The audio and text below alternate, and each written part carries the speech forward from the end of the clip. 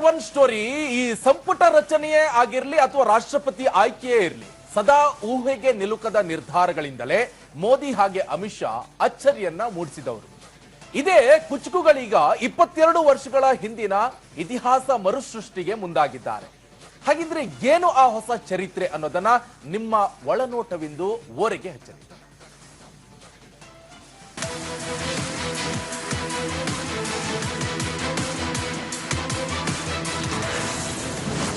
ಎರಡು ದಶಕಗಳ ಬಳಿಕ ಮರುಸೃಷ್ಟಿಯಾಗುತ್ತಾ ಇತಿಹಾಸ.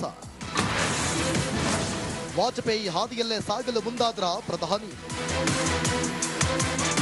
ಅದು 2001ರ ಕಾಲಘಟ್ಟ. ಗುಜರಾತ್ ಅವತ್ತು ಅತ್ಯಂತ ಘನಘೋರ ಭೂಕಂಪಕ್ಕೆ ಪತ್ರಗುಟ್ಟು ಹೋಗಿತ್ತು.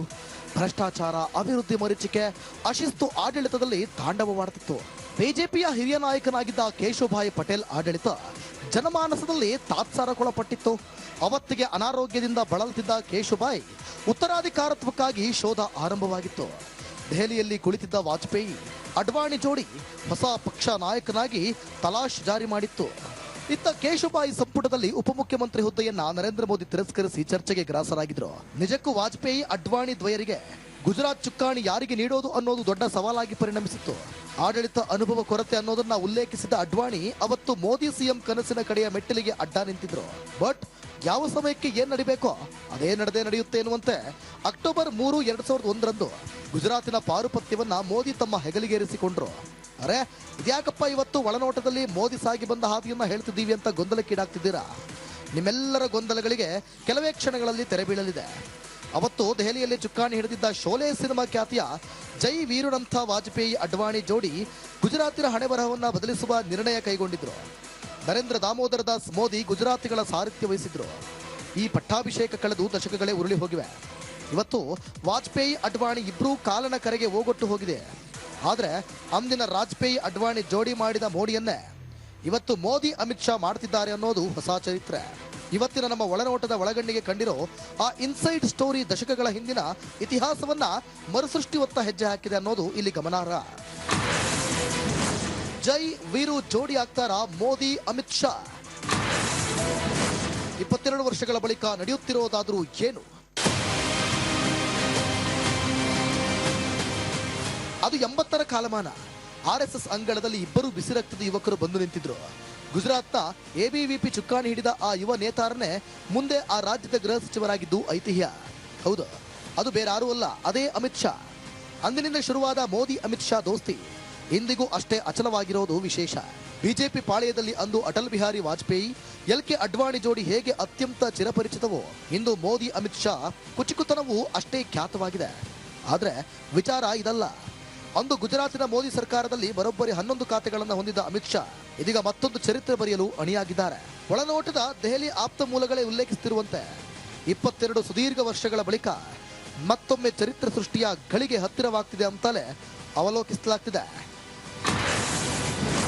ಅಂದು LK ಅಡ್ವಾಣಿ, ಇಂದು ಅಮಿತ್ ಶಾ.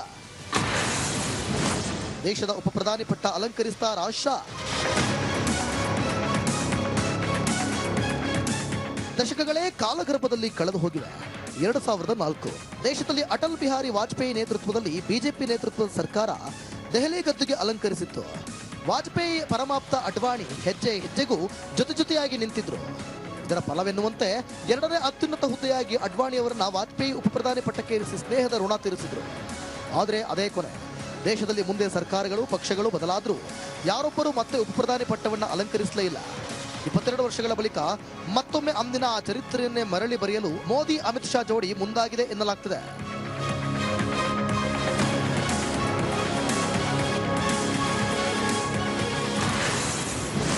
ಅಂದು ಇತಿಹಾಸ ಬರೆದ ಸರ್ದಾರ್, ಇಂದು ಅಮಿತ್ ಶಾ. ಮೋದಿ ನಂತರದ ಹುದ್ದೆಗೇರಲು ಸಜ್ಜಾದ ಅಮಿತ್ ಶಾ. 1947ರಲ್ಲಿ ಆಂಗ್ಲರ ಕಪಿಮುಷ್ಟಿಯಿಂದ ಬಂಧಮುಕ್ತಗೊಂಡ ಭಾರತ ತನ್ನ ಮೊದಲ ಪ್ರಜಾಪ್ರಭುತ್ವ ಆಡಳಿತಕ್ಕೆ ತೆರೆದುಕೊಂಡಿತ್ತು. ಪ್ರಧಾನಿಯಾಗಿ ನೆಹರು ಚುಕ್ಕಾಣಿ ಹಿಡಿದ್ರೆ ಅಂದು ಗುಜರಾತಿನ ಸರ್ದಾರ್ ವಲ್ಲಭಾಯ್ ಪಟೇಲ್ ಉಪ ಪ್ರಧಾನಿಯಾಗಿ ಪೀಠ ಅಲಂಕರಿಸಿದ್ರು. ಈ ಪರಂಪರೆ ಮುಂದೆ ಅಂದ್ರೆ 2004ರಲ್ಲಿ LK ಅಡ್ವಾಣಿ ಅವರೊಂದಿಗೆ ಇತಿಹಾಸ ತೆರೆಮರೆಗೆ ಸರಿದಿತ್ತು.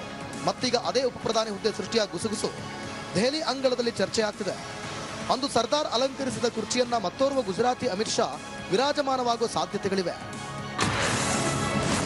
ಜುಲೈ ಅಂತ್ಯದ ಹೊತ್ತಿಗೆ ಮೋದಿ ಸಂಪುಟ ಪುನರ್ರಚನೆ. ಅಮಿತ್ ಶಾಗೆ ಒಲಿಯಲಿದೆ ಮೋದಿ ನಂತರದ ಪಟ್ಟ.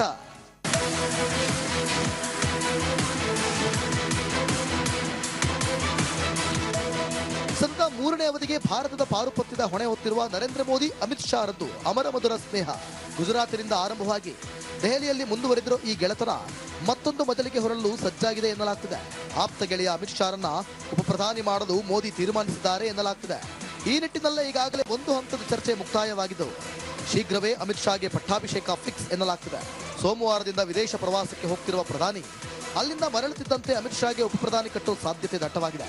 ಸಂಪುಟ ಪುನರ್ರಚನೆಗೆ ಮುಂದಾಗ್ತಿರುವ ಮೋದಿ ಇದೇ ಸಂದರ್ಭದಲ್ಲಿ ಅಮಿತ್ ಶಾಗೆ ಉಪಪ್ರಧಾನಿ ಹುದ್ದೆ ನೀಡುವ ಸಾಧ್ಯತೆಗಳಿವೆ.